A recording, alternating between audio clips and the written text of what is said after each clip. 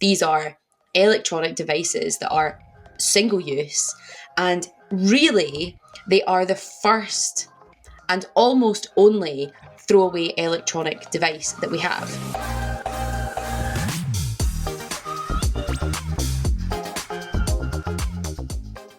Hello and welcome to Green Queens, the perfect podcast for imperfect environmentalists. I'm Imogen Bogle and I'm joined by Abby Dewhurst. And we collectively are joined today by Laura Young, who is widely recognised across social media as Less Waste Laura, and who was instrumental in kicking off all these years ago, back in 2022, she started campaigning to ban single-use plastic vapes. And as of the 1st of June 2025, that legislation was officially put through. So she is an absolute queen and icon. And I can't wait to get into this chat. I've been following Laura online for years. She's just, her content is so... It's so gritty and it's so passionate. And she's an environmental scientist as well. So she knows her stuff. Really, really big fan. And I think really important to know that she is, of course, a ethical influencer. I think that's how she describes herself. But she's a climate scientist. She's currently studying for a PhD in climate resilience. She is a very, very busy woman. And also she's recently joined the King's Foundation's prestigious 35 Under 35 network, which is all about change makers and creators and craftsmen people who are all aligned to the King's vision of a sustainable future.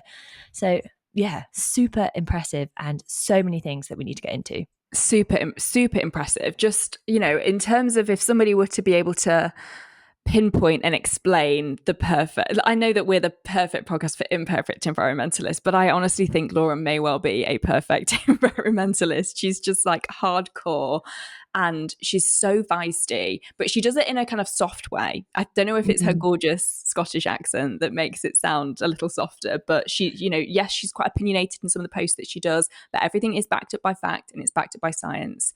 And I'm really keen to just find out how on earth she has the energy to do it all. Oh, and also, question for you, because certainly when I was looking up her bio, I was like, I need to do a bit more volunteering based on like Laura's benchmark. And I know. I mean, at the core, I think a lot of the stuff that she comes across and a lot of the campaigning, especially around the disposable vape ban, literally just came off of her like doing a litter pick, doing a beach clean. And so I think that is a good reminder for us all to just get out literally in our local park, on our local beach, with a bag, start picking up some of the tat and see where it goes from there. Yeah, do a little bit of good and hopefully it translates into a lot of good. Laura good. Shall we stop fangirling and meet Laura? Yes, we probably should.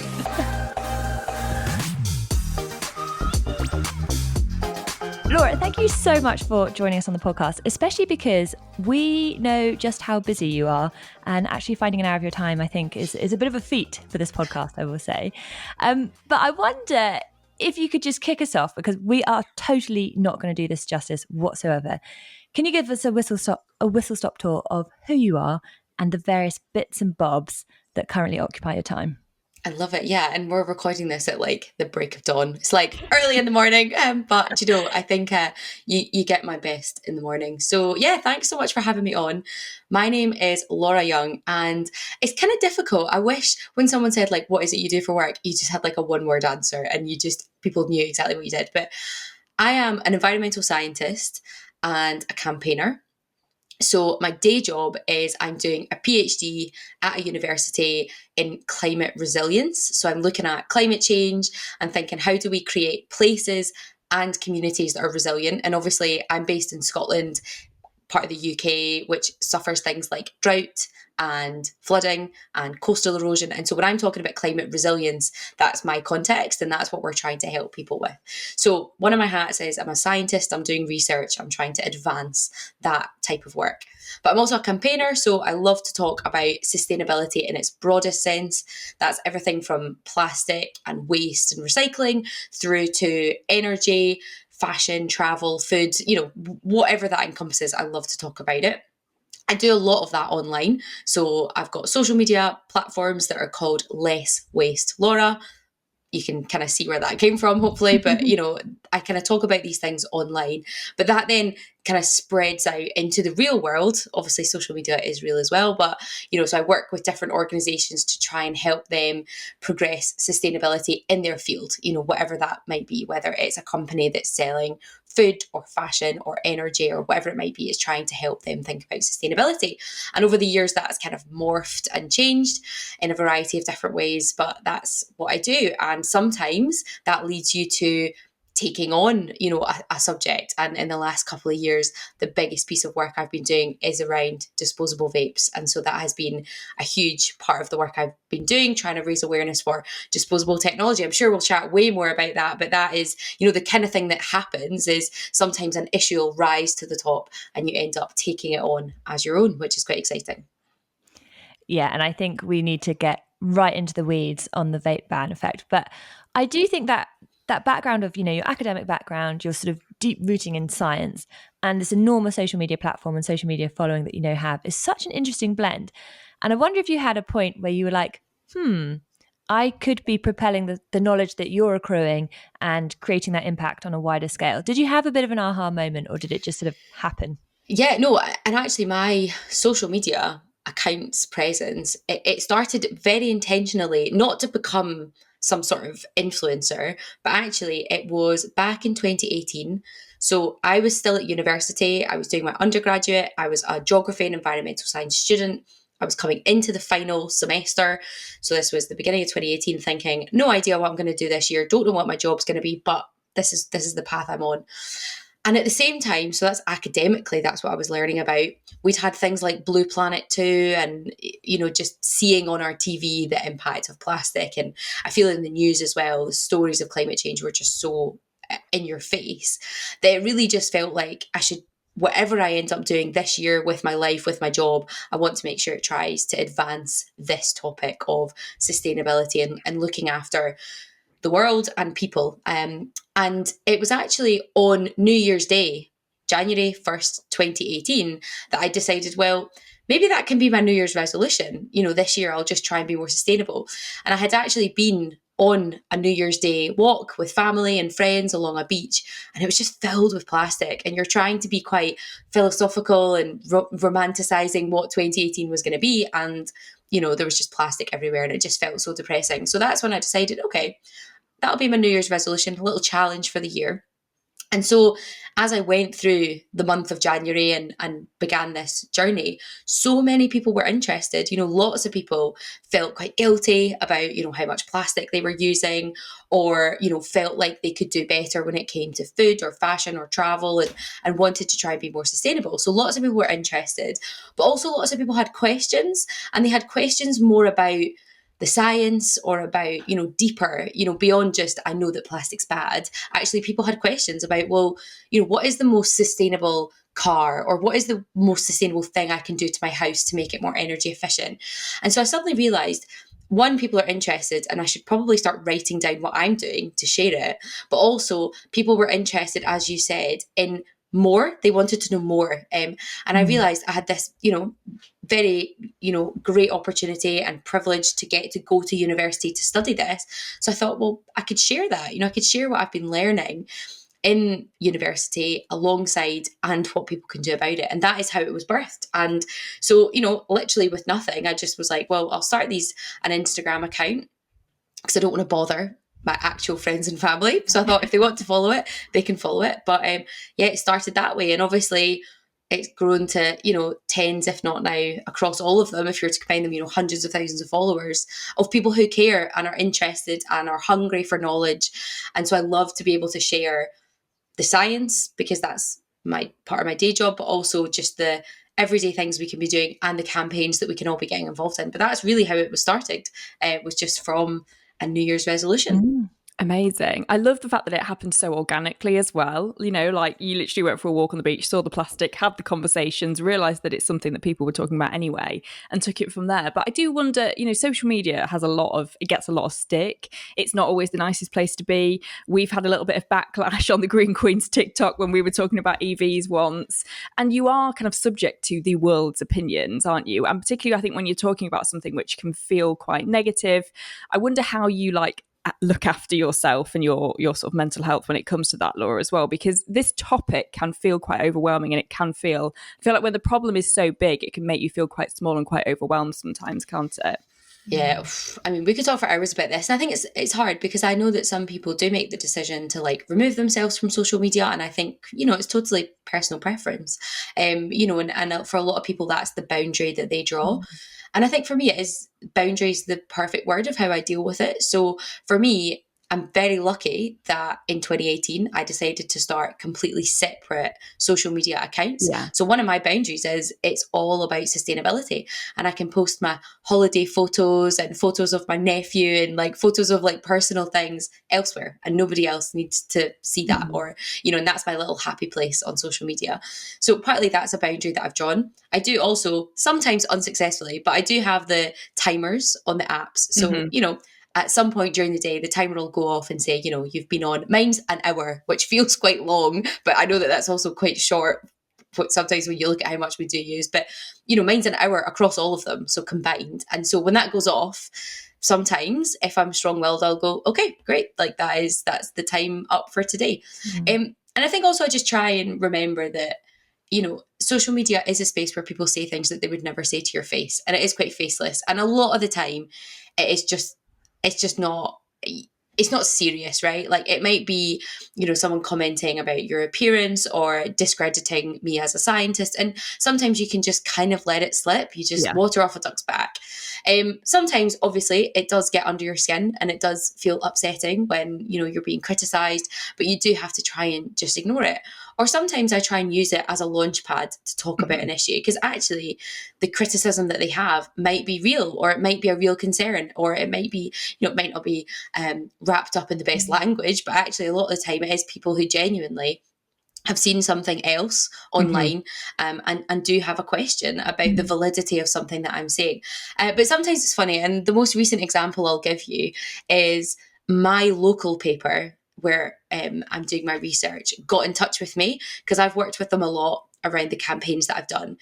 And they're doing a campaign on their own about rack concrete. So I don't know if people are familiar with this, but it's this kind of like expanded, aerated concrete that was used a lot kind of 30, 40 years ago. And it was kind of like a cheap building material.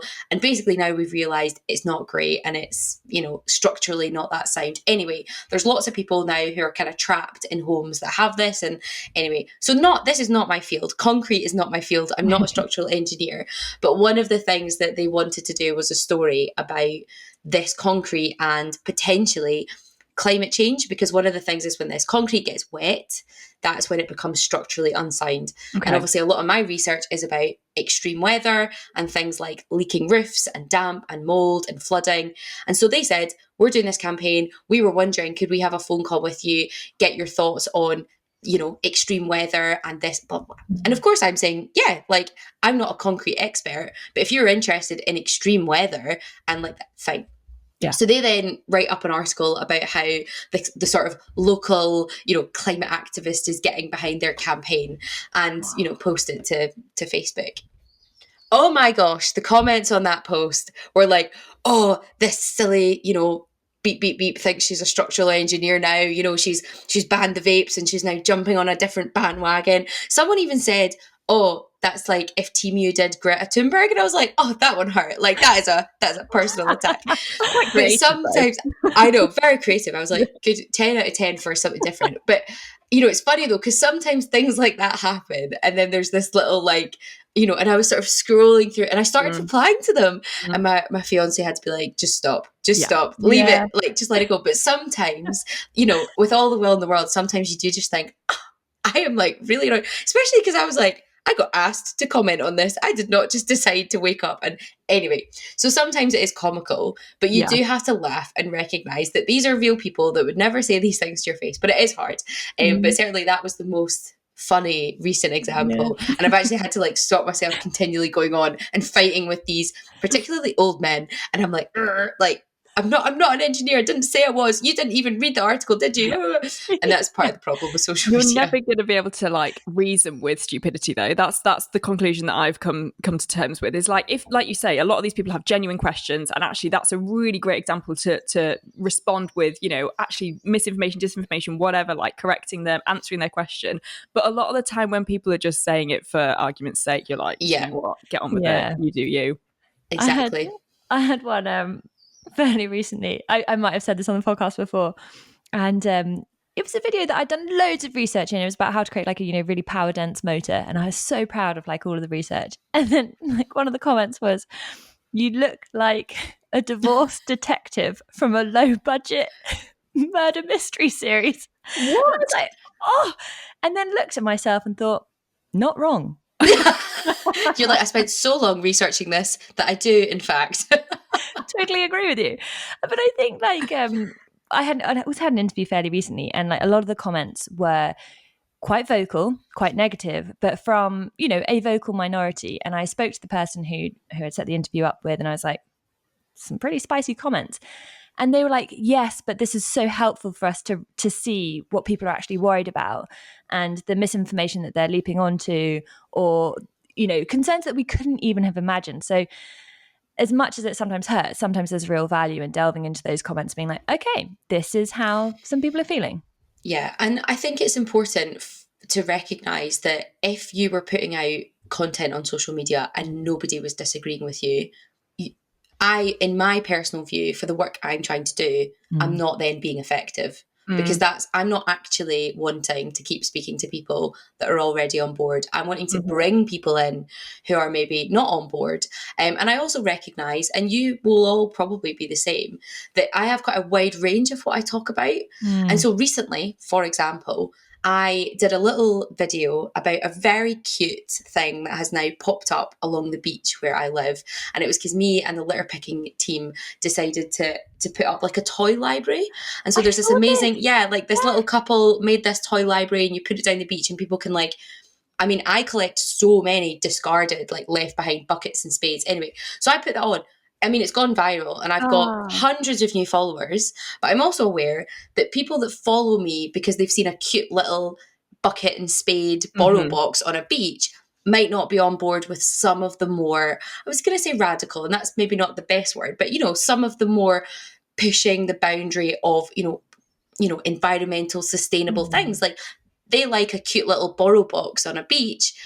How are they going to respond when I post something that is maybe a little bit more controversial or challenging when it comes to sustainability? So it's also recognizing that there's going to be ebbs and flows of people and what you see, but that's good, because I think that's good. You bring people along on the journey and you answer their questions, and you can come back to it. And actually a perfect example of that though is I did a video talking about, in Glasgow there's now 60 cafes that are operating like a kind of like a deposit return scheme with coffee cups. So so you go to the cafe. If you don't have your own cup, you pay £1, you get a reusable one, and you can then take it to any of the drop-off points. You get your £1 back on a voucher. So anyway, great scheme. I did a video about that, and like the number one criticism / comment was, but like who's taking them away and cleaning them, and like, I wouldn't trust that, which is quite funny because we all go and sit in restaurants and cafes all the time and use cups. But I then took that and I went to the factory that actually does the cleaning, and said, could I come and do a video of like what actually happens to these cups? Where do they go? And then that got just as much attention. And so partly but it's a genuine thing. People were actually concerned about, who is washing these? Are they being washed properly? Where are they going? So sometimes, as you said, Abby, actually you can then use it as like a hook to say, let me educate you on this really good question. It's not, I'm not going to take it personally. You're being inquisitive. I feel like this is the perfect example of where social media as a tool can be so effective. And like, if we could literally be like, this is what we want to happen and this is how we want it to be, obviously not always, but in terms of how you're using it and how you're utilizing it, I think it's just so brilliant and so admirable. And you're almost letting it give you the ideas. A lot of the time you think, I make content online. Sometimes I'm sat there twiddling my thumbs thinking, I have nothing else to say. I have no ideas. And so the fact that they're kind of coming to you and you're using it in that way is brilliant. And it feels like a lot of the stuff that you do, Laura, is very organic. You're kind of, you're going out into the world, your eyes are open, anything that you see, you're reactive. And I think that moves us quite nicely onto the most incredible vape ban get my words out, that you that this whole campaign that you have gone through, and we've seen it play out on our social media, and it has quite literally led this huge snowball effect to the banning of plastic disposable vapes. Brilliant, amazing, congratulations! What a bloody achievement! You must feel so proud about that. Yeah, I mean, do you know, it's kind of mixed feelings. So like we'll start with, because we'll probably start with like the great, you know, congratulations, isn't it amazing? But obviously, you know, the work doesn't end, and people will probably be spying that, you know, you can still basically buy products that are quite problematic. But yeah, so a real achievement. And I think it's given me hope, especially for the kind of grassroots people just coming together and just getting on with a problem, and then bringing together a lot of support and getting it to, of course, you know, we've had the UK government ban them. And so, you know, I think for me, it all started at the end of 2022 because I was just finding them everywhere. You know, I think litter is everywhere, but these disposable vapes just became so prevalent, and I felt like it was all I was finding. And I remember there was a day that I'd come across one on the side of the road that had been run over, and you could kind of see what was inside it.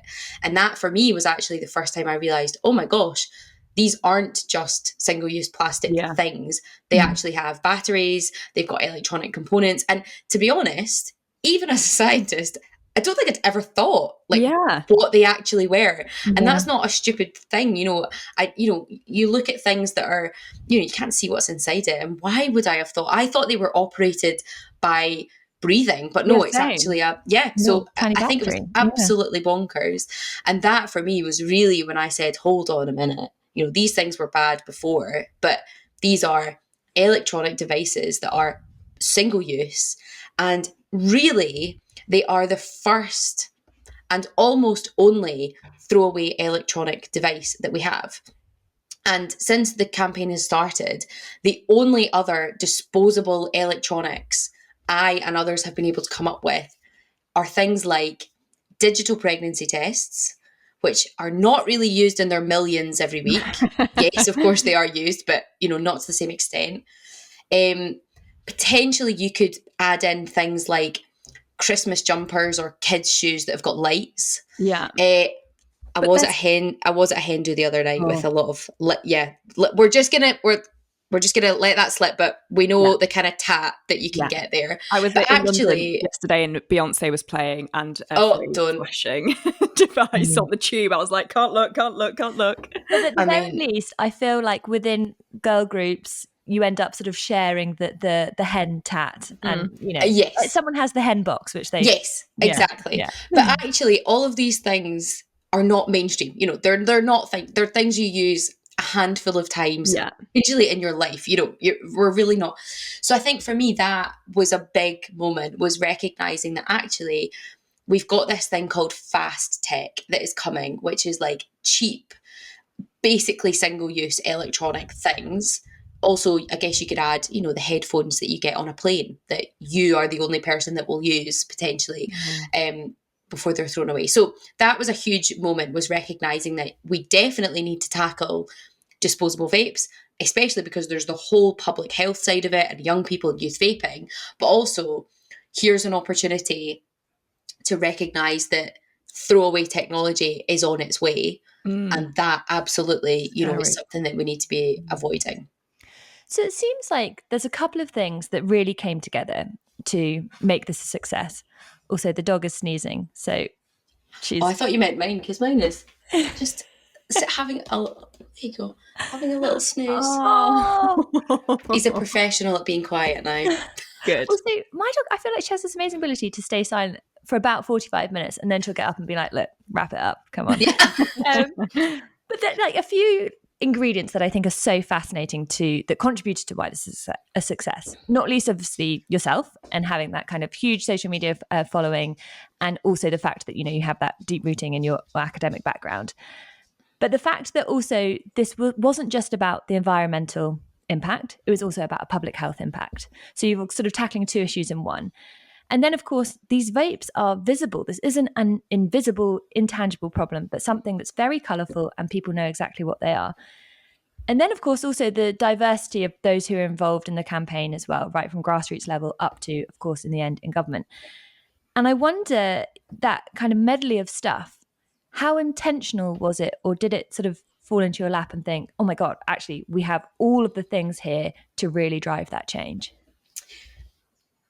Definitely a mixture. And it's funny because now I would say, and actually my inbox is full of people who are getting in touch saying, I'm trying to campaign about, and it's sometimes really random, issues that are nothing to do with me, but they're just asking, have you got any advice for campaigning? And my first piece of advice is, who's your team? I don't mean a paid team that you're suddenly employing. I mean, who are you actually working with? Because if you're only working on your own, it's not going to be a success. Or if you're only working within your niche, it's not going to happen as fast. So, I mean, the way this started was, first of all, I just took to social media because I was like, what on earth are these things? These are so wasteful. Surely these should not be around. Is anybody else looking into it? And really quickly, I was trying to find, is anybody else talking about it? And there wasn't. There was no research. There was no other organisations looking at disposable vapes from any angle. I mean, yes, there was, of course, people who'd been finding them as litter, or schools that had been talking about the kids that were vaping, or some health things, but nobody had taken it on as an issue. And honestly, that left me going, okay, I'll do it. Like, I'll just start talking about it and hopefully something can happen. But very interestingly, when I was getting in touch with organisations that I'm connected to, so I am a volunteer for the Marine Conservation Society that do lots of beach cleans, and they record a lot of data with that, of what they found. I'm also an ambassador for Keep Scotland Beautiful, again, do lots of litter picking. And so I was getting in touch with all these organisations saying, is anyone else finding these? What's happening? And one of the great things is that these organisations said, no, we're not doing anything about it, but we're keen to. So let's start. And we were just jumping on Zoom calls and just right, what can we do about it? But they had also, these two in particular, done a piece of work with Ash Scotland. So Ash Scotland came together, and it's taking action on smoking and health in Scotland. And they had previously done a piece of work actually on cigarette butts, and the fact that they are still the number one most littered item on the planet. They're made of plastic. And of course, terrible, really bad for your health. And so actually, we almost kind of brought this group together and said, well, we've already worked on something together, like maybe this could be what we add in. But actually, that was the beginning of environment and public health, and it just grew. It just grew from there. And we continued to look at, who are the voices that we can be bringing in. And we ended up having other voices in. We had people who owned car garages who were talking about the number of people that had popped tires, on disposable vapes. We had people from schools and youth organisations, talking about that. So really it was great, and it kept growing. And I think that was one of the biggest successes, was we never said, okay, right, that's the group, let's cut off who's coming in. It was continually, let's keep opening it up, keep listening, and keep bringing people into the fold, which was a fantastic campaigning strategy. Because if we didn't sell it on the litter, we would sell it on the waste, or we would sell it on the impact to young people, or whatever it might have been, the fire risk. There were so many different parts to this that we were able to bring in. Do you feel an immense sense of pride? I know that at the beginning I said you must be so proud, and you said yes, but the challenge continues. Can you sort of shed a little bit of light on that? Like, just because they've been banned, that isn't the end, is it? Yeah, I mean, definitely, because it gives you hope that there are people listening, policymakers, governments, who are going to take seriously these issues. And on the 1st of June, disposable vapes were banned. So that is a real achievement. So these devices now, if they're going to be sold, if you want to buy a vape, it has to be rechargeable and it has to be refillable. Like, that is something to celebrate, because the single-use element of the electronic has been banned. That is fantastic. But it is frustrating, because this industry in particular, the tobacco and vaping industry, is very well funded, has great marketing, and as soon as the ban came into place, had brand new products in the shops that are, in theory, still single use. And what I mean by that is, people will see that they are selling disposable vapes, but they're not disposable anymore because they've got a charging port, and technically you can take a pod out and refill it, but they're still very cheap, they're still very accessible. And a lot of the shops selling them don't even sell the refills. So actually, in essence, but we have to recognise that it's a step in the right direction. And I don't think anyone from the campaign, me especially, thought that this one ban was going to be the answer to everything, because it's a very sneaky industry that for years has kept people addicted to their products, and they are not going to disappear without putting up a fight. But it's a step in the right direction, and it's now, you know, on DEFRA, so in the UK, our Department for Environment, Food and Rural Affairs, who have the circular economy portfolio, and the Minister, Mary Cray, who I went to kind of announce this with down south, you know, she recognises that it's not the end. And actually, I think part of it is about saying, that's the first step. What do we do now? How do we continue to tackle this and continue to encourage people to recycle all electronic things, not just the vapes that they are continuing to buy? But I think it's been a good step in the right direction. I mean, it's just an absolutely phenomenal journey. And I think the thing I keep coming back to is you were doing this whilst also studying for a PhD. It's ridiculous. And everything else, and making content every single day. And yeah. Do you ever nap? No. But I think there's probably a lot of people out there who've been involved in campaigns who will maybe be familiar with the details, but there's a lot of people out there who have absolutely no clue. So I wonder if you could walk us through, well, you led the campaign, the ban has been stated as a thing, but then that kicks off the legislative bit of things. What's that process from highlighting something as an issue to actually affecting that change? Yeah, and it's interesting because there's lots of steps involved, and actually you need a lot of patience. And from the day I started speaking on social media about the vapes to the day that we got the UK government announcing they were going to ban them was under 500 days. But then, of course, they announced they were going to ban them, and then they need to build the legislation. So actually, it's longer. So I started speaking about this in September 2022, and then the ban comes in place in June 2025. So you're nearly 3 years from the moment. But actually, that's very quick, because some issues that people campaign on, they campaign for decades, you know? So it's difficult. And partly it's because you need to allow time. You need to allow time for people to, you know, as I said at the beginning, there was no research, there was no data. So we had to get that. You know, anecdotally, we all knew these were a nightmare, but you had to get that in numbers and in figures. And of course, you then sort of have to chip away at the different levels of government. And so for me, I was working with various different politicians and policymakers, and I'm Scottish, and that gives it's another lens of complexity, because I was talking to local councils, I was talking to the Scottish government, and I was talking to the UK government. So there was all these different levels of politicians. So I had councillors, members of the Scottish Parliament, members of the UK Parliament, and you were trying to tackle it at all levels. But I would say the kind of first phase of the campaign was just shouting and raising awareness and trying to drum up support and getting people excited. And a lot of that included like citizen science, you know, people on their own going out and taking photos of what they were seeing and what they were finding.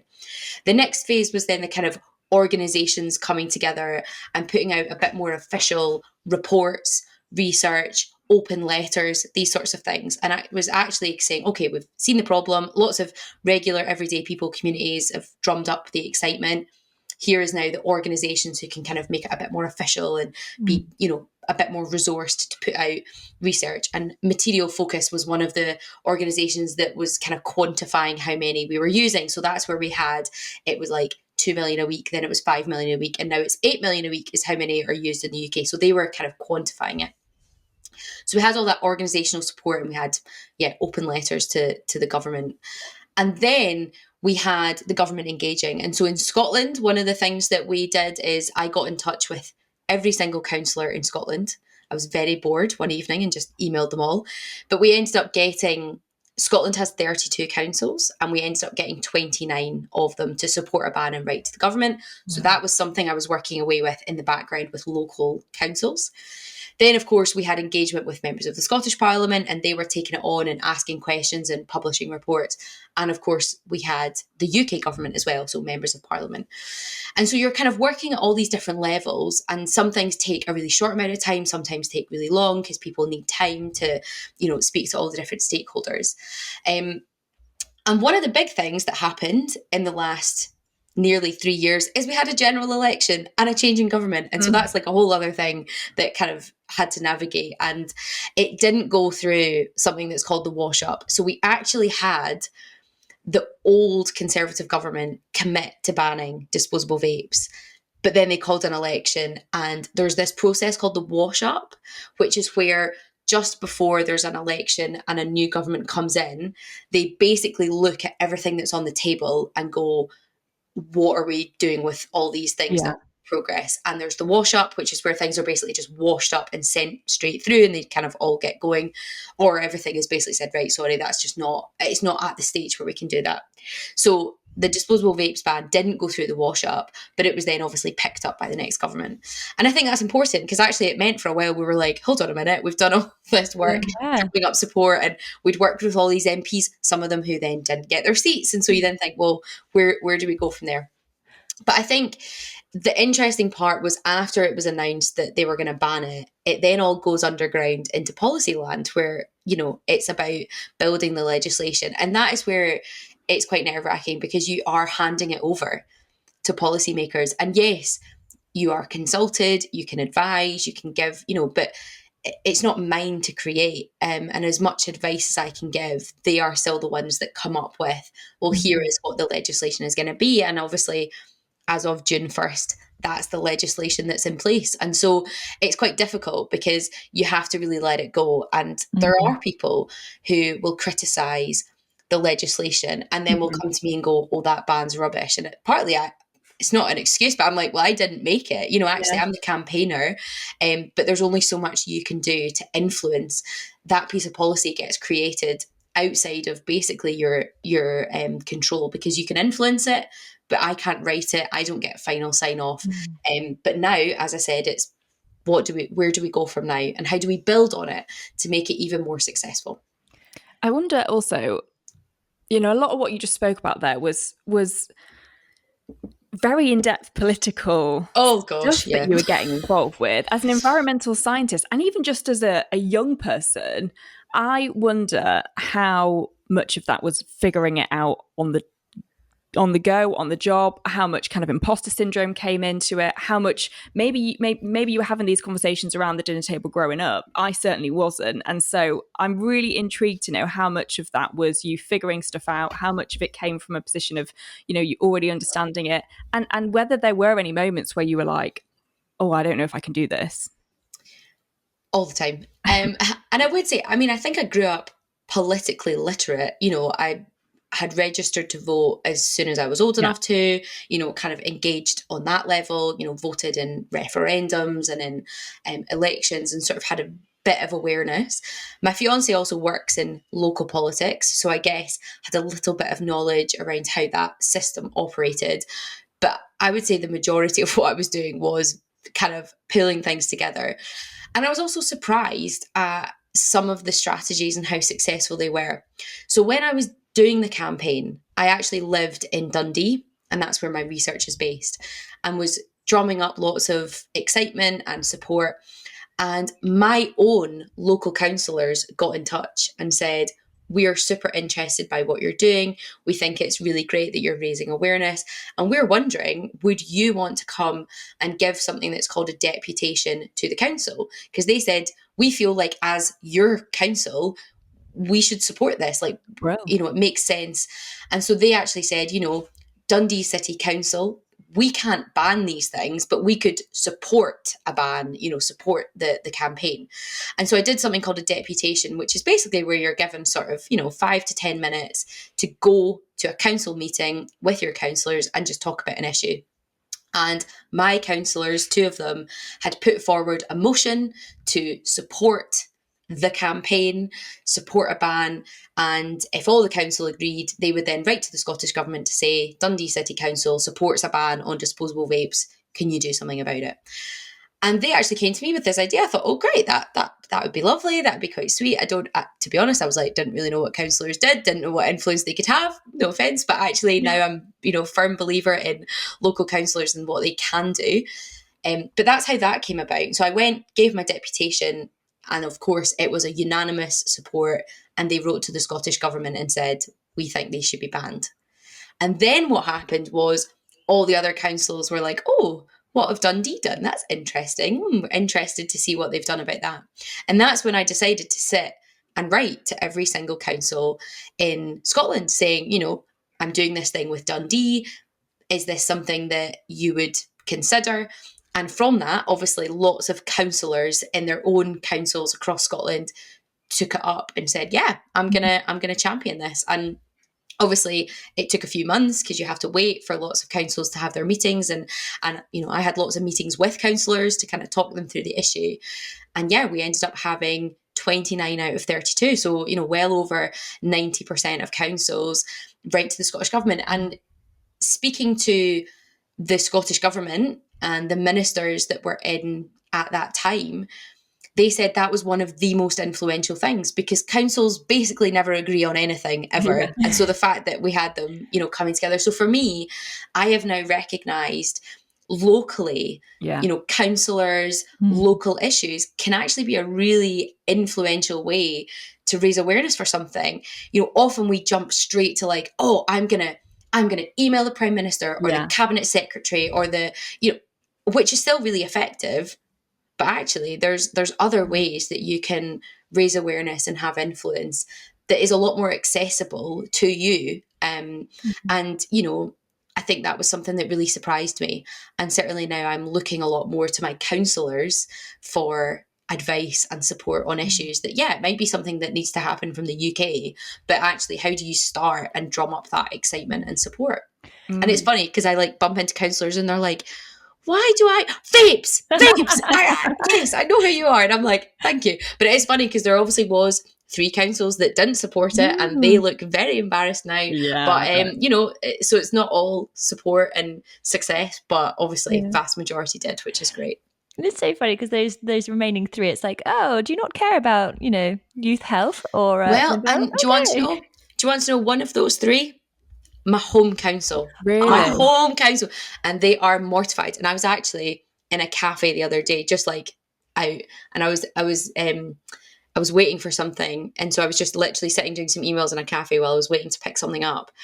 And one of my counsellors came in and she clocked me and she was like, oh, I just can't. And she then went and sat down and I could see them all doing those daggers. I was like, I'm not going to come and shout at you. I was like, I feel very smug. And actually it was the 2nd of June. And so I was like, oh, I wonder if she's thinking about what's just happened. And it was really funny. But actually, that's the way it works. And that's life. And actually, not every council operates well. Not every councillor will get behind your issue. And that's okay. And it's about working around that and not giving up if one councillor or one MP, doesn't engage with your issue. But it is very funny to look at the 3 and be like, that's embarrassing that you didn't get behind that. Yeah. And she's from your area. That's even more embarrassing. But there's no greater way to stick it to the man than quite smug. I'm just smug, sitting, drinking my latte, eating my wee almond croissant, hello, how you doing? I know we're coming towards the end of this and we could carry on talking for hours and hours and hours, but I know we need to start wrapping up. And I want to ask you about the King's Foundation 35 under 35. For those who may not be aware, can you give us a bit of an overview of what it is and what it's aiming to do? Yeah, well, I think it's new for them as well. And so people might know about the King's Foundation. They might know that, they have kind of training and opportunities, especially for young people growing up in the UK, to really equip people and give them opportunities.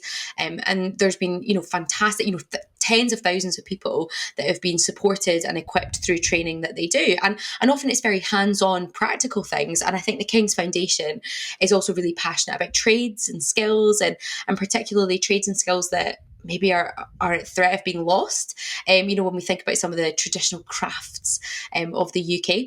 But the King's Foundation have started this thing called 35 under 35, and it's for, I think, the 35th anniversary. There's kind of all this thing about 35. But they've brought together 35 of us from across the UK who are all involved in some way with something that aligns with the King's Foundation. So, I'm all about environment, but some of the other people that are on the programme are about history and food and culture, are about fashion, particularly kind of traditional fashion. There's an amazing girl who's she's based up in Shetland, Orkney. Wow. Shetland, Orkney. Gosh, I've got it wrong. Anyway, but she does amazing the Fair Isle. There we go. It's in the Shetland Isles. And she does traditional knitting, with the amazing resources that are up there. There's florists, there's people who are, just fantastic. And there's some people who are doing more new crafts, content creation as well, which is quite exciting. And we've been brought together to kind of support this group of people who are specialised in their own way. And it's new. So I don't think there's a framework that's been done before. But what they're hoping to do is mentor us in our specific fields, give us support, give us a platform, connections, not just to the people in their network, but actually with each other. And like with anything, of course, the Scottish cohort have come together already, got a wee group chat. We're already talking about things that we want to do. But it's a really great opportunity to be recognised for the work that we're doing and how that contributes to things in the UK, but also be supported, right? Because often in life, it's the networks that you make, the connections that you have, and the facilitation. I think that's something that has been so beneficial already. And we had a sort of launch event that was down in London, and even just the people that I met on the programme and the kind of friends of the programme who were there, it was amazing to make these connections and have, calls with people to be like, oh, tell me about the work that you do. How can we all be advancing? And for me, especially, like I said right at the beginning, sustainability is itself a sector, but actually I'm passionate about all sectors engaging sustainability. So the fact that I've met people who do work in the fashion industry, in the florist industry, in the food industry, that is so exciting for me to be able to try and have a bit of influence on them as well as them on me. And I think this industry, well, in terms of what you do, yes, environmental scientist, yes, studying a PhD, doing loads of research, presumably that involves some sort of team. But I think the content side of things is often quite a lonely space. So to be able to be connected with people, and, you're all the way up in Scotland. So, now hopefully you've got all these connections in other parts of the UK. I think that is valuable. And for one, I'm excited to see where that takes you and where, the types of people that you can meet, and then the types of work that you can do going forward. I mean, you just don't seem to stop, Laura. Obviously that network is going to be very exciting for you, but I wonder if there's any other kind of future plans for maybe another campaign, another environmental issue that you're really working towards, or whether you're just going to continue to keep going in terms of the research and the content that you've been putting out. Yeah. Oh, do you know what's funny? I think I've got a growing list of things that could snowball into campaigns. But partly it is, it's been great to see the vapes land and then kind of think, right, what are we doing after? And so, I think for me, the main focus is my PhD ends next year in October. So I'm telling myself I've got loads of time. So that is a big part of the work that I'll be doing. Anything else that comes from the vapes, especially around e-waste and electronic waste, that's obviously a huge growing topic. So trying to make sure that we don't just celebrate the vapes and then forget that e-waste is a big topic. And I've got this list of things that either I would ban or I would, we need to raise awareness for. Some of which have just, things that I've seen other people getting in touch going, can you take this on? Can you take this issue? Can you do the same? But I think, for me, it's, there's lots happening. And I would say as well, sometimes things surprise you. So, well, one of the biggest things I'm doing this year is I'm getting married. That's it should be the first thing I talk about. I'm it's all the way down my to-do list. But sustainability and weddings, don't go hand in hand. So it's been an interesting journey firsthand, planning a wedding and seeing about sustainability. And so potentially there's stuff after that, to kind of say, look, actually, there's these things in life that come up and you suddenly get your eyes opened to a whole new industry that is incredibly unsustainable but has so much potential to be sustainable, and talking about that. So I think that's kind of what I see is actually but I do, and I think I have, I've moved house to a new area, and I think I'm enjoying embedding myself in that community and traveling a little bit less, and actually saying, here is where I'm going to be setting up my life now and seeing what's there. And I think sometimes that can be lovely, because I think a lot of the work that I can do can end up being quite up high level, either global strategies or across the whole UK. It's also just lovely to go out with the local litter picking team and just feel like it's a coastal town, and it's really lovely to just know that the beach is a bit cleaner than it was, before we went out, or, the little toy library is there, and that's a nice thing to see. So sometimes it is just about that. And I think I'm excited to find more opportunities locally to be doing these kind of initiatives, which is lovely. So wonderful, especially because, I think I get asked a lot, oh, what can I do? Where can I start? And it can feel so overwhelming. I mentioned at the beginning, when it's a big problem, you can feel very small. And the fact that you have gone out there, you have tackled something at a global scale, and you've managed to, get something through government level, and it feels so impressive. But actually, your priority over the next few weeks and months is to really bring it home and to focus more so on your immediate community. I think that's a really nice message to listeners that are just starting to dip their toe in things. Ultimately, that is what we all need to try and focus on a little bit more, I think, isn't it? Our immediate circle and what's around us and what you see when you step outside your house. That's what it comes down to in the end, isn't it? Definitely. And I think it's, as you said, sometimes this can be like a lonely job. I do have, a PhD supervision team. I've got an office that I can work in. I do have, groups, but actually I just love finding little volunteering opportunities and actually just connecting with people and making that difference. Because I think that, especially when you have something as long as a campaign where you're not seeing visible results every day, it is really nice to get connected locally to where you think, actually, well, we're seeing results here, with these little things that we're doing. And that's quite encouraging.